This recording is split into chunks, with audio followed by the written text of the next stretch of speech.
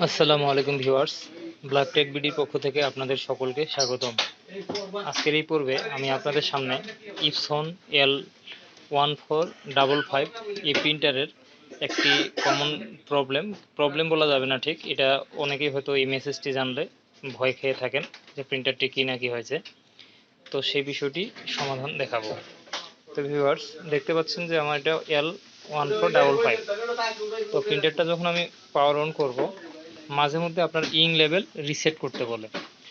তো এই জিনিসটা আপনারা কিভাবে করবেন, ইঙ্ক লেভেল রিসেট, সেই জিনিসটা আপনারা এখন দেখবেন। সেই সাথে আপনার প্রিন্টারে কালি শেষ হয়ে গেলে কিভাবে কালি রিফিল করতে হয় সেই বিষয়টি দেখবেন। তো আমার এখানে 4টা কালি আছে, আমার সবগুলো অরিজিনাল কালি। আমি অ্যাপের সাহায্যে এগুলো টেস্ট করে দেখছি। তো এই কালিগুলো আমি রিফিল করব। তার আগে একটা জিনিস দেখেন, এই যে দেখেন এই সমস্যাটি দেখাচ্ছে আপনাদের, দেখছেন? It is nearly time to reset the ink levels, অর্থাৎ আপনার কালিটি ট্যাঙ্কের মধ্যে একেবারে শেষ হয়ে গেছিলো, সেজন্য আপনার এটা সতর্ক সংকেত দিচ্ছে। এটা রিসেট করে আপনারা কালি রিফিল করবেন, অথবা কালিটা রিফিল করার পর এটা রিসেট করে দেবেন, তাহলে এই মেসেজটি আর আসবে না। ওকে, তো ভিউয়ার্স, এখন আমি সেই জিনিসটি দেখাবো। তো তার আগে আমি প্রিন্টারটির কালিগুলো রিফিল করে নিচ্ছি।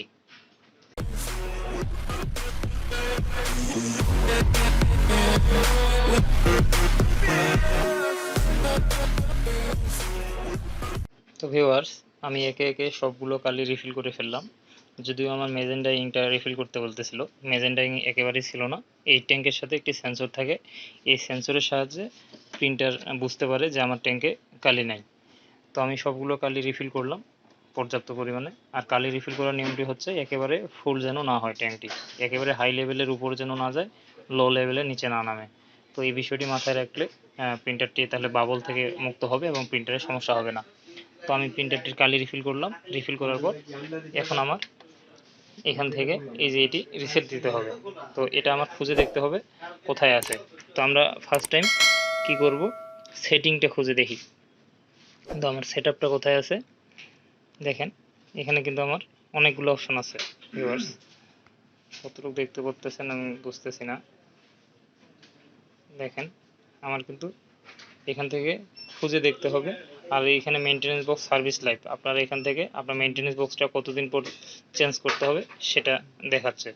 দেখেন আপনার মেনটেন্যান্স বক্স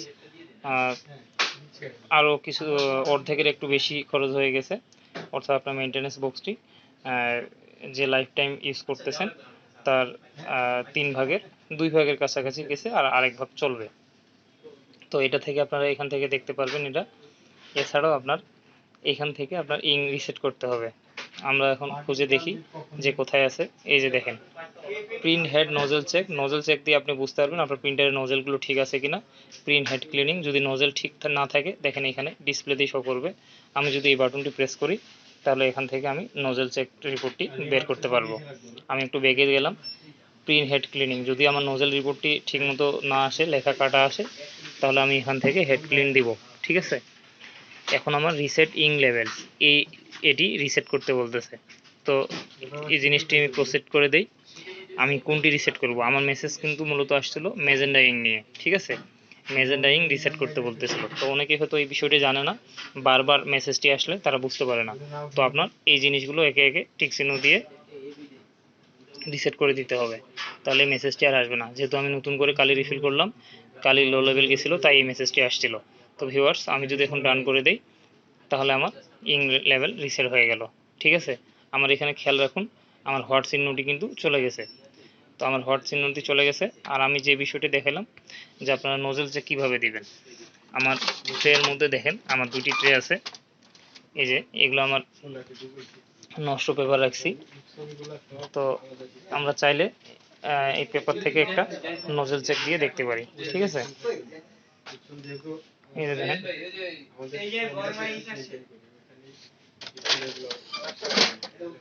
আমি এখন নজল চেক দিব। এই ডিসপ্লে থেকে আপনারা কিভাবে নজল চেক দিবেন, সেটআপে যাবেন, সেটআপে যাওয়ার পর মেইনটেনেন্সে গেলে দেখেন প্রিন্ট হেড নজল চেক। এখান থেকে আমি যদি এখন এই বাটনটি প্রেস করি তাহলে আমার কিন্তু একটি নজল চেক বের হবে।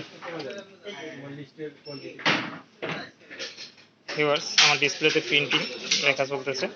তো আমার এই ট্রে থেকে একটা প্রিন্ট, ট্রের মধ্যে ট্রেটা যেহেতু ভিতরে ঢুকিয়ে দিয়েছি, আমার এখানে একটি নজেল চেক রিপোর্ট পাবো আমি। দেখেন, তার মানে আমার নজেল রিপোর্টটি একেবারেই ভালো আছে।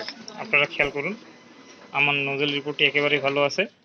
যেহেতু আমার নজেল রিপোর্টটি ভালো আছে, তাই আমার হেড ক্লিন করার প্রয়োজন হবে না। এই যে দেখেন, একটি নজেল অর্থাৎ একটি ছিদ্র আমার মিস আছে। এই যে দেখেন এই জায়গাটা। তো এটা আসলে লিকুইড কালি, এই 2-4টা মিসিং থাকলেও সমস্যা নাই। আপনারা তখনই হেড ক্লিন দিবেন যখন আপনার ছবিতে দাগ আসতেছে কিংবা লেখা কাটা আসতেছে। তো হেড ক্লিনটা কীভাবে দিবেন দেখেন, এই যে এখানে নজেল চেক দেওয়ার পর একটি অপশন আসছে ক্লিন দ্য প্রিন্ট হেড, অথবা আমার ক্লিন দরকার নাই। ঠিক আছে, আমি ডান করে দিলাম। আর আপনি চাইলে এই যে নজেল রিপোর্ট দেখার পরে ব্যাক যায় ডান দিয়ে তারপর প্রিন্ট হেড ক্লিনিং এখান থেকেও করতে পারেন। আমি যদি প্রিন্ট হেড ক্লিনিংয়ে এখন যদি প্রসিড করি, তাহলে কিন্তু আমার হেড ক্লিনিং শুরু হবে। তো ধন্যবাদ ভিউয়ার্স সকলকে, ভালো থাকবেন। আর ভিডিওটি দেখে ভালো লাগলে অবশ্যই চ্যানেলটি সাবস্ক্রাইব করবেন।